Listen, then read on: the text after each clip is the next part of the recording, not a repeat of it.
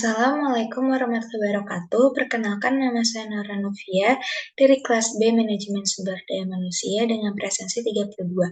Pada kesempatan kali ini saya akan menjelaskan materi mengenai rekrutmen SDM. Di dalam rekrutmen SDM sendiri terdapat metode rekrutmen. Yang pertama, metode tertutup. Metode tertutup merupakan proses pencarian kandidat yang berasal dari dalam perusahaan atau dapat dikatakan pihak internal. Hal ini dapat dilakukan dengan cara vertikal, yaitu promosi atau demosi, atau dapat juga dilakukan dengan cara horizontal, yaitu rotasi atau pindah divisi tanpa naik atau turun jabatan. Dan yang pertama yaitu promosi atau rotasi karyawan internal.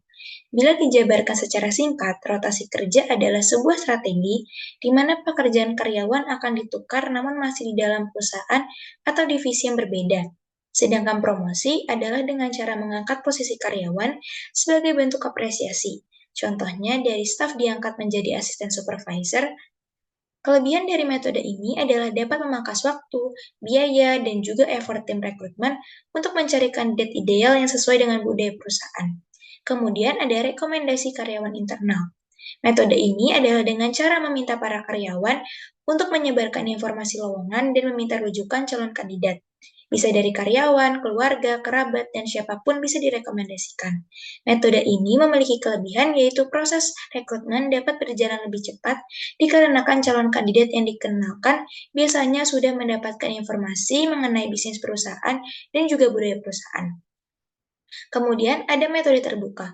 Metode terbuka merupakan pencarian kandidat dengan menggunakan media di luar internal perusahaan sendiri, yaitu ada pemasangan iklan.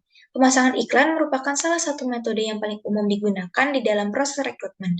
Metode ini juga merupakan metode yang dinilai cukup mudah dikarenakan banyak sekali pilihan platform iklan yang bisa digunakan untuk menyebarkan informasi lowongan pekerjaan.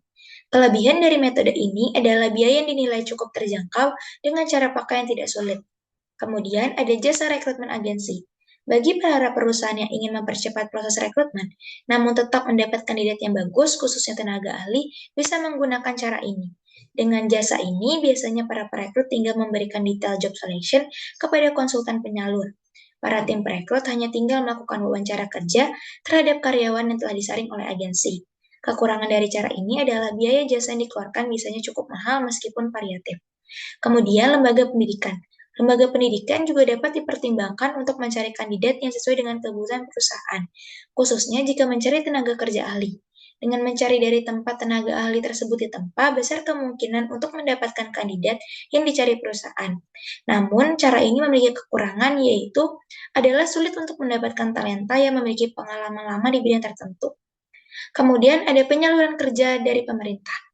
Pemerintah Indonesia, khususnya di bidang Dinas Tenaga Kerja dan Kementerian Ketenagakerjaan, kerap memasang informasi lowongan kerja di situs resmi mereka, dan tentu saja lowongan kerja tersebut memiliki kredibilitas. Kelebihan dari cara ini adalah tidak dipungut biaya.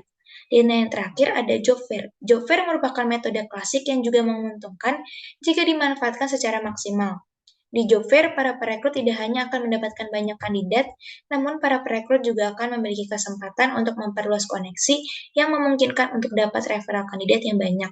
Kelebihan dari cara ini adalah cara ini cocok untuk digunakan para perusahaan yang ingin merekrut dalam jumlah banyak dengan tim perekrut yang juga banyak. Kemudian terdapat teknik perekrutan.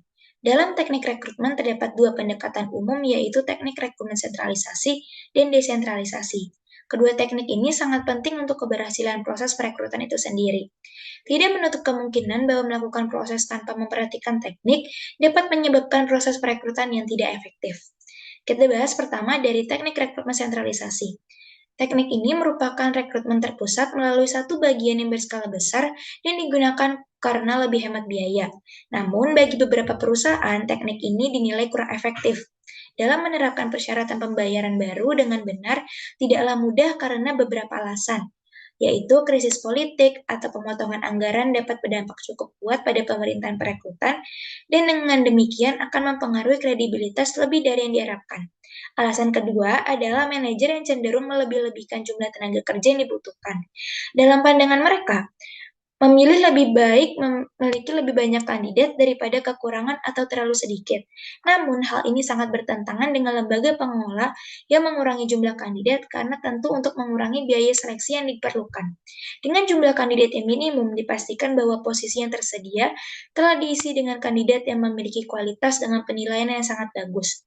Alasan ketiga adalah posisi.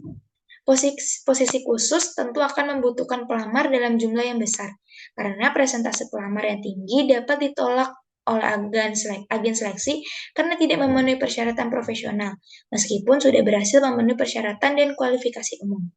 Yang kedua, ada teknik rekrutmen desentralisasi.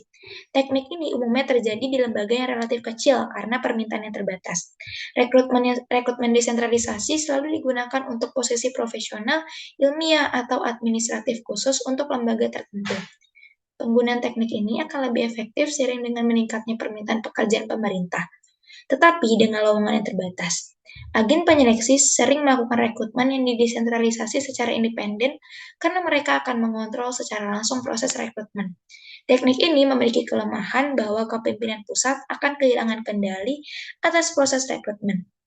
Aplikasi yang diterapkan sesuai dengan peraturan dan apakah nilai-nilai istimewa harus diterapkan dan diperhitungkan. Beberapa perusahaan tentu akan menggunakan kombinasi kedua teknik rekrutmen, baik sektor swasta maupun publik. Ini berarti kontrol yang lebih ketat dan akan memberi agensi penyeleksi kemampuan untuk melakukan seleksi dengan jauh lebih cepat dan fleksibel. Sekian penjelasan materi dari saya, kurang lebihnya mohon maaf. Wassalamualaikum warahmatullahi wabarakatuh.